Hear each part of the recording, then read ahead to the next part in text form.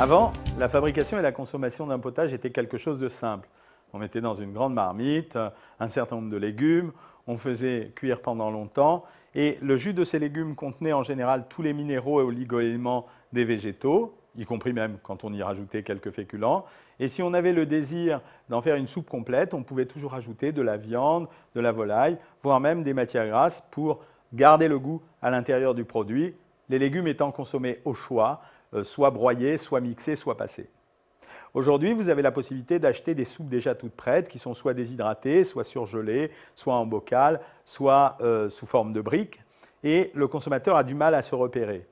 Il s'agit en fait du même processus de fabrication que la soupe traditionnelle, mais porté à un stade industriel, c'est-à-dire dans des marmites qui sont 1000 fois plus grosses, avec des ingrédients qui sont 1000 fois plus importants.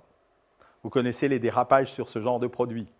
Vous avez 2 ou 3 choses à éviter. Premièrement, le sel est la partie la plus importante, car pour modifier le goût de ces produits, on a tendance à y ajouter beaucoup de sel, et il n'est pas raisonnable d'avoir des quantités qui dépassent 100 à 200 mg pour 100 ml de soupe. Cela veut dire que la soupe sera masquée par le goût du sel.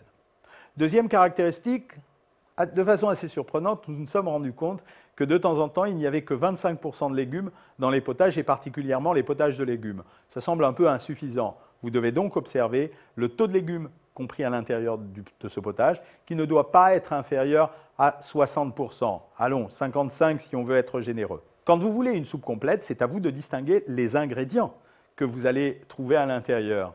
Donc regardez le taux de matière grasse. Si vous êtes au régime, ne dépassez pas les potages qui contiennent plus de 2 grammes pour 100 grammes de matière grasse. Et si vous n'êtes pas au régime, vous pouvez aller un tout petit peu plus loin.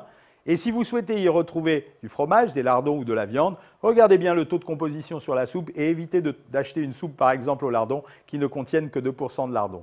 Moyennant quoi, le meilleur pour vous, ça sera de changer un peu de temps en temps, faites des soupes toutes prêtes, utilisez des soupes que vous faites maison, congelez parfois vos propres soupes et faites-vous plaisir à consommer tout cela, certains par avantage et par facilité, d'autres par goût et d'autres parce que vous avez été imaginative.